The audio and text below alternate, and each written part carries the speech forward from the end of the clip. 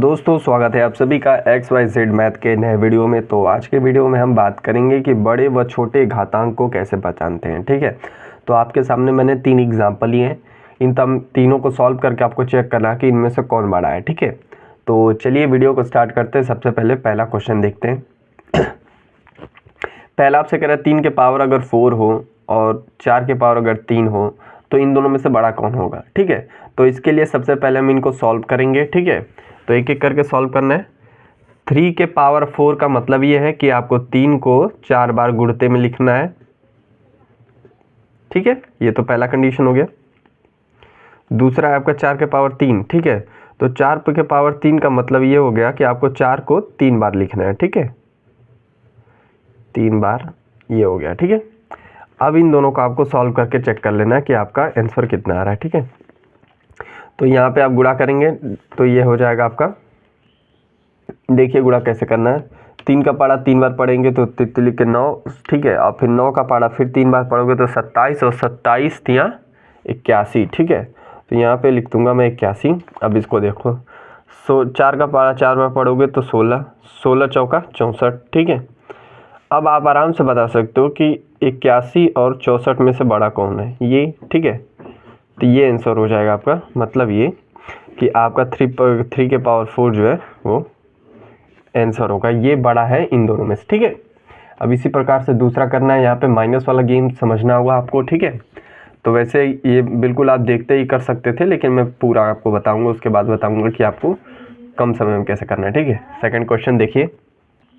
तो साइन देख के घबराना नहीं है, बिल्कुल आपको जैसा मैं ऊपर वाले क्वेश्चन किए हम दोनों ने, उसी को आपको क्या करना है, नीचे भी सॉल्व करना है। ठीक है, माइनस को बाद में देखेंगे, सबसे पहले संख्या को सॉल्व करते हैं। तो 2 के पावर 3 का मतलब कि 2 3 बार लिखा जाएगा।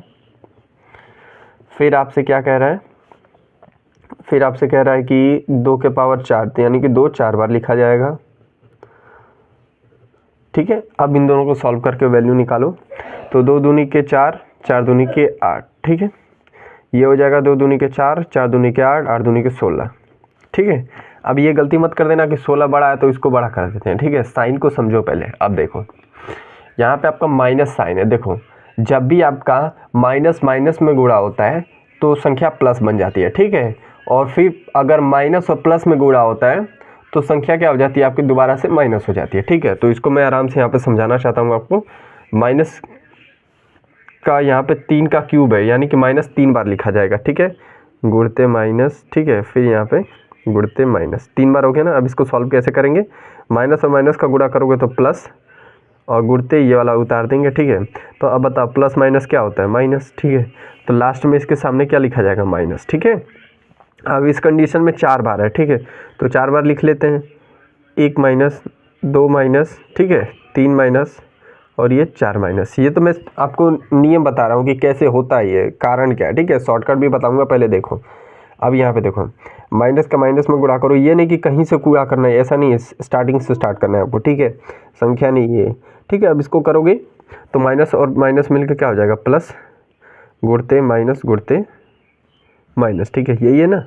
फिर से आगे देखो, प्लस माइनस क्या होता है, माइनस, गुणते माइनस। ठीक है, तो माइनस और माइनस का गुणा करोगे तो प्लस। ठीक है, तो ये प्लस में होगा। ठीक है, अब मुझको बताओ कि -8 बड़ा है कि प्लस 16 बड़ा है। तो 16 बड़ा है, क्यों, क्योंकि उसका साइन भी प्लस में है। ठीक है, और ये तो माइनस में, 0 से भी छोटा है। ठीक है, तो इस कंडीशन में आपका ये वाला बड़ा माना जाएगा। ठीक है, तो कौन सा उत्तर होगा आपका, -2 के पावर 4 वाला आंसर माना जाएगा। ठीक है, ये तो हो गया आपका। ठीक है, अब यहाँ पे अगर कम समय में साइन करना हो सॉल्व, तो देखो जब भी संख्या आपका इवन नंबर पे होगी, जैसे कि किसी संख्या के माइनस है। ठीक है, पावर में अगर इवन नंबर हो, 2 हो, 4 हो, 6 हो, 8 हो, 10 हो, 12, 13, मतलब जो भी ऐसे नंबर्स हो, तो उन सबको हम क्या कहते हैं, डायरेक्ट प्लस ही मानते हैं। अगर माइनस है तो वो प्लस हो जाएगा। ठीक है, अब यहाँ पे देखो ये क्यूब है, यहाँ पे जो संख्या है 3 है, तो 2 के पाड़े में 3 नहीं आता, कटता नहीं है पूरी तरह से। ठीक है, तो जैसे ही ऑड नंबर यहाँ पे लिखा हो तो आप समझ जाइएगा कि उत्तर में भी माइनस लगेगा। ठीक है, तो यहाँ पे आप डायरेक्ट बता सकते थे कि -8 होगा और ये प्लस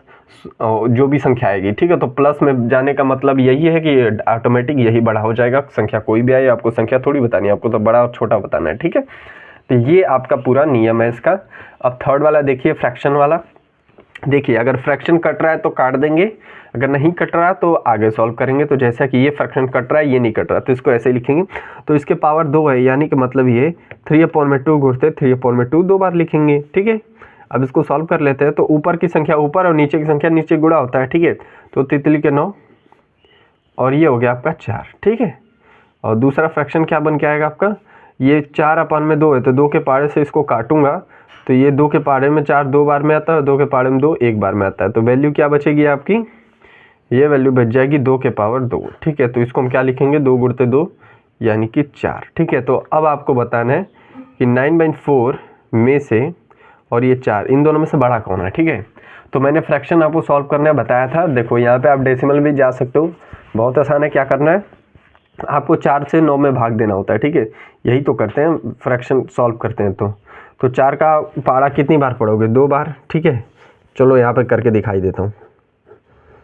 ये गया भाग आपका 2 बार जाएगा 8, ठीक है। 1 बच गया, पॉइंट लगाओगे 10 हो गया, ठीक है। फिर आपका 2 बार जाएगा 8, ठीक है।